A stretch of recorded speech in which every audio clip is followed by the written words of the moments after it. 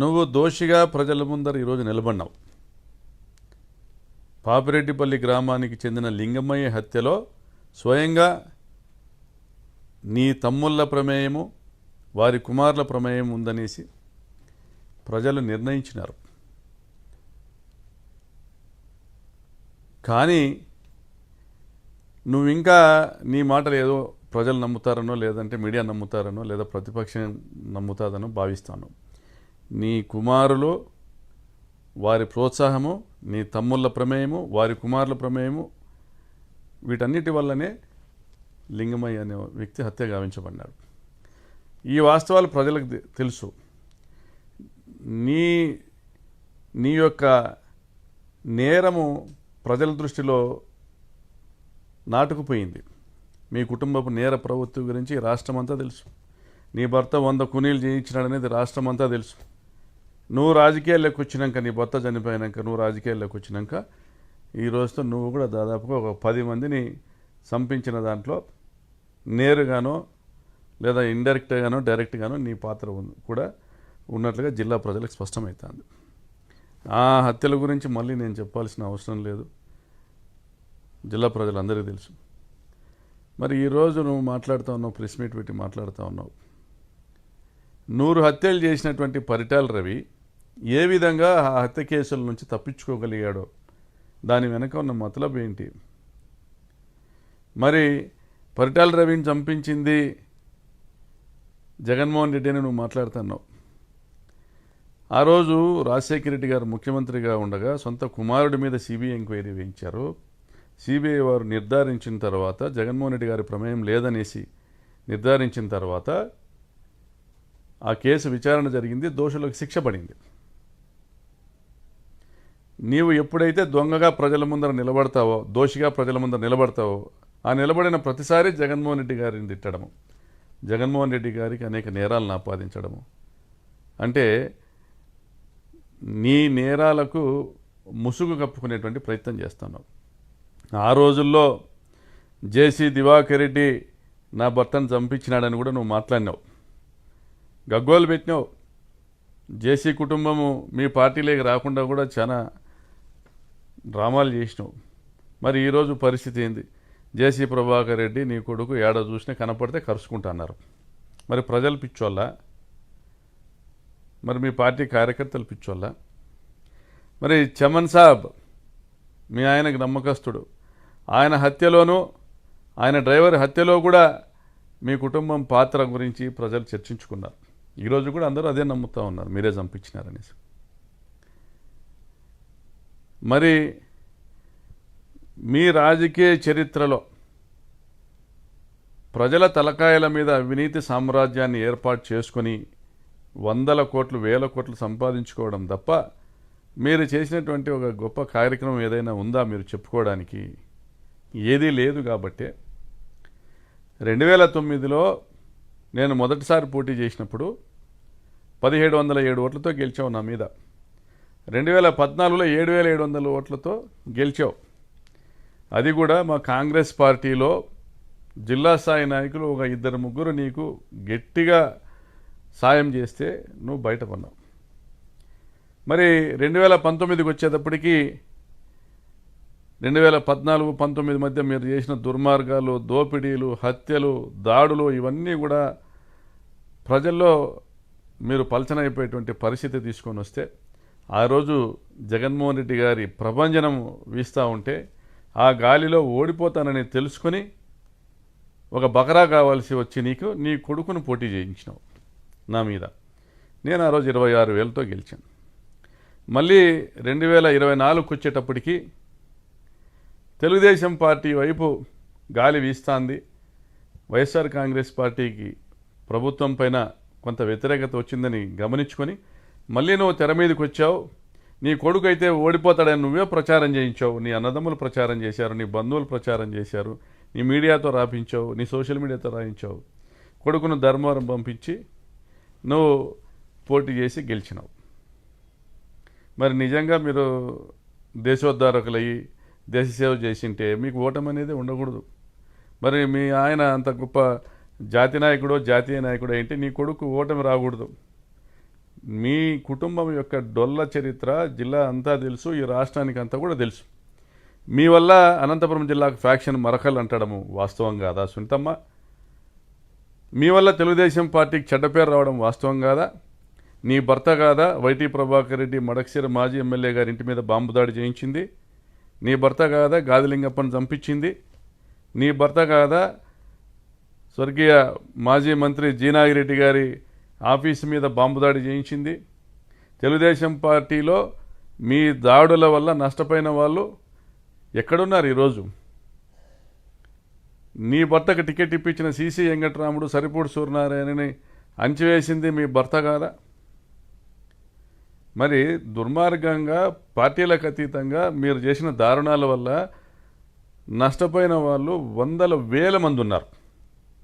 అయినా వేల సార్లు నువ్వు నీ భర్త హత్యను తెర మీదకి తీసుకొచ్చి రాజకీయంగా లబ్ధి పొందాలనుకుంటావు. మరి నీ భర్తను చంపిన వాళ్ళతో కూడా రాజీపడి వాళ్ళతో కూడా సాయం పొంది నువ్వు రాజకీయంగా గెలవాలనుకుంటావు. అంటే నీకు ఎక్కడ నైతిక విలువలు లేవు. నువ్వు పెద్ద మహానటివి అని మీ పార్టీ నాయకుడే నీకు ఒక పేరు పెట్టినాడు. నువ్వు ఎలా కావాలంటే అలాగా ఒక ఊసర విలుల రంగులు మార్చి చంద్రబాబు గారు అధికారంలోకి వస్తే నా భర్తను చంపినారని పోతావు, మంత్రి పదవి కావాలంటావు, నా కొడుకులను చూడండి అంటావు. నువ్వు రాజకీయంగా లబ్ధి పొందేదానికి, ఆర్థికంగా లబ్ధి పొందేదానికి నీ భర్తను ఉపయోగించుకుంటావు. కాంగ్రెస్ ప్రభుత్వమో వైఎస్ఆర్సీపీ ప్రభుత్వమో ఉంటే చంద్రబాబు నాయుడు మాకు అన్యాయం చేసినాడని చెప్పి అది నమ్మేటువంటి ఒకరిద్దరు పెద్దల దగ్గర పోయి గోడ చెప్పుకుంటావు, అన్ని విధాల లబ్ధి పొందుతావు. ఆ రోజు కిరణ్ కుమార్ రెడ్డి ప్రభుత్వంలోనూ అన్ని విధాల లబ్ధి పొందినావు. మొన్నటి వరకు మా ప్రభుత్వంలో కూడా మీ ఇంటి చుట్టూ వేల కోట్ల గ్రానైట్ తవ్వకాలు జరిగితే దాని మీద ఎంక్వైరీలు వేస్తే కూడా మీ మీద చర్యలు లేవు. నీ క్రషర్లు 5 సంవత్సరాలు మేము అధికారంలో ఉన్న 5 సంవత్సరాల పాటు నడుపుకున్నావు, వ్యాపారం చేసినావు, కర్ణాటక కంకర్ దోలి అమ్ముకున్నావు, గ్రానైట్ క్వారీలు కొత్త లీజులు తెచ్చుకున్నావు నీ బినామీ కంపెనీలకి. అనంతపురంలో 100 కోట్ల రూపాయల మల్టీప్లెక్స్ కాంప్లెక్స్ కట్టినావు. కియా ఫ్యాక్టరీ దగ్గర అప్పటికే నీకు ఉన్న 100-150 ఎకరాల భూములకు తోడు మళ్ళీ భూములు కొన్నావు. మరి నీ భూములకు ఏపీఐసి నిధులతో రోడ్లు వేయించుకున్నావు. మరి ఏ ప్రభుత్వం ఉన్నా మరి నీ ఆర్థిక వనరులను కాపాడుకుంటావు, ఏ ప్రభుత్వం ఉన్నా నీ పని జరిగేలా చేసుకుంటావు. నువ్వు ఇంత గొప్ప మహానటివి కాబట్టే నీ భర్తను చంపినారని నువ్వు ప్రచారం చేసిన జేసీ కుటుంబాన్ని కూడా ఆలింగనం చేసుకునేటువంటి పరిస్థితి నీకుంది కాబట్టే నువ్వు ఏం చెప్పినా ప్రజలు నమ్ముతారనే ఒక నమ్మకం నీకు వచ్చి నువ్వు 14-19 మధ్యలో అబద్ధాలు చెప్పినావు. 19-24 మధ్యలో కూడా మా మీద దుమ్మెత్తి పోసినావు. దుర్మార్గంగా దారుణమైనటువంటి అబద్ధాలన్నీ కూడా మా మీద. మేము పేదలకు సాయం చేస్తా, ఈ ప్రాంతంలో గతంలో పరిటాల రవి హయాంలో ప్రజాస్వామ్యము కూనీ చేయబడి ఉంది, ప్రజాస్వామ్యాన్ని చెరబట్టినారు మీరు. మీ వల్ల వేల మంది ఊర్లు వదిలినారు, మీ వల్ల వందల మంది కనుమరుగైనారు. మిమ్మల్ని కట్టడి చేసి ఈ ప్రాంతంలో ప్రజాస్వామ్యాన్ని నిలబెట్టాలని మేము రాజకీయాల్లోకి వచ్చినాం. ఏ ఫ్యాక్షన్ కుటుంబం దగ్గరికి వెళ్ళకండి, మీ బతుకులు మీరు బతకండి అని దాదాపుగా 2-3 వేల కుటుంబాలకు మేము ఉచితంగా బోర్లు వేయడమా, గొర్రెలు పంపిణీ చేయడమా, వివిధ రకాలుగా సాయం చేశాం. అది నచ్చే జగన్మోహన్ రెడ్డి గారు కానీ రాజశేఖర రెడ్డి గారు కానీ మమ్మల్ని ఆదరించినారు. ఈరోజు నువ్వు మాట్లాడుతూ ఉన్నావు తోపుదుర్తి సోదరులు నేను అనుకుంటే తిరగలేనని. తోపుదుర్తి సోదరులు ప్రతి గ్రామంలోనూ తిరుగుతారు. ఎందుకంటే ప్రతి గ్రామంలో కూడా తోపుదుర్తి సోదరుల వల్ల సాయం పొందిన వాళ్ళు ఉన్నారు. ప్రతి గ్రామంలో కూడా తోపుదుర్తి సోదరులు మేము ఇది చేసినామని చెప్పుకోవడానికి ఉన్నాయి. మళ్ళీ మొన్న జరిగినటువంటి హత్య విషయంలో కూడా, లింగమయ్య హత్య విషయంలో కూడా మేము వైఎస్ఆర్ కాంగ్రెస్ పార్టీ నాయకులు రెచ్చగొట్టినారు, అందుకే మా తమ్ముళ్ళు చేసినారని నువ్వు చెప్పుకుంటా అన్నావు. మీ తమ్ముళ్ళు హత్య చేసిందని నువ్వే చెప్పుకుంటా అన్నావు. మేమే మా తమ్ముళ్ళు హత్య చేసినా మేము వాళ్ళని కోర్టుకు హాజరు పెట్టామని నువ్వు చెప్పుకుంటున్నావు. పరిటాల సునీతమ్మ, చివరిగా హెచ్చరిస్తా ఉన్నా, జగన్మోహన్ రెడ్డి వస్తాడు, వచ్చినాక మీ కుటుంబ నేపథ్యాన్ని మొత్తం కూడా అక్కడ ప్రజలు ఆ ప్రాంతంలో పాపిరెడ్డిపల్లి గ్రామంలో నీ కొడుకు ప్రమేయం ఏంది, నీ తమ్ముని కొడుకుల ప్రమేయం ఏంది అంతా కూడా తెలియజేస్తారు జగన్మోహన్ రెడ్డి గారికి. ఈరోజు నీది జరగచ్చగాక నీ దుర్మార్గాలు ఇంకా కూడా నువ్వు కొనసాగించవచ్చు, మీ ప్రభుత్వం ఉన్న రోజులు కూడా కొనసాగించవచ్చు. కానీ రేపన్నది మాదే. తప్పనిసరిగా 27లోనో 28లోనో 29లోనో మళ్ళీ మా ప్రభుత్వం వస్తుంది, మా జగనన్న ముఖ్యమంత్రి అవుతారు. మీరు చేసిన ప్రతి ఒక్క దుర్మార్గాలకు కూడా లెక్కగట్టి ఆ రోజు తగిన సమాధానం చట్టబద్ధంగా తెలియజేయడం జరుగుతుంది. కాబట్టి ఇప్పటికైనా నీ పద్ధతులు మానుకో. నువ్వు ఎవరిని బెదిరించాలనుకుంటున్నావు? నేను అనుకుంటే ఎంపీపీ కాలేనా, నేను అనుకుంటే ప్రకాష్ రెడ్డి తిరుగుతాడా, ఇంకొకటి మాటలు ఇవన్నీ మానుకో. ఇంకా నీకు అది పోలే, అదేదో చింత చచ్చిన పులుపు చావలే, అవి మానుకో. ప్రజాస్వామ్యంలో నువ్వు కూడా ప్రజలు ఓట్లేస్తే గెలిచి నువ్వు ఎమ్మెల్యే అయినావంతే, నీ ఎంతగా నువ్వు ఎమ్మెల్యే కావు. ప్రజలు నిన్ను నమ్మి ఓట్లేసినాక నేను ప్రజలకు మంచి చేయాలనే ఆలోచనతో నువ్వు మాట్లాడు. నువ్వు బెదిరించేటట్ల మాటలు ఇంకోటి మాటలు మాట్లాడితే ఎవరు బెదిరే వాళ్ళు ఎవరు లేరు. ప్రజలు మిమ్మల్ని తరిమి కొట్టే రోజులు రాకుండా ఇకనైనా చూసుకో. జగన్మోహన్ రెడ్డి గారి కాలి గోటికి కూడా నువ్వు పనికిరావు. జగన్మోహన్ రెడ్డి గారు మహోన్నతమైనటువంటి వ్యక్తిత్వం కలిగిన నాయకుడు. ఆయన పేదల పట్ల, రైతుల పట్ల, మహిళల పట్ల, విద్యార్థుల పట్ల అపారమైన ప్రేమ కలిగి వారికి సంక్షేమ పథకాల ద్వారా వారి కుటుంబాలను నిలబెట్టిన నాయకుడు. కోట్లాది మంది గుండెల్లో కొలువున్నటువంటి నాయకుడు. జగన్మోహన్ రెడ్డి గురించి మాట్లాడేటువంటి అర్హత నీకు కానీ, నీ కుమారునికి కానీ, నీ కుటుంబానికి కానీ ఎవరికి లేదు.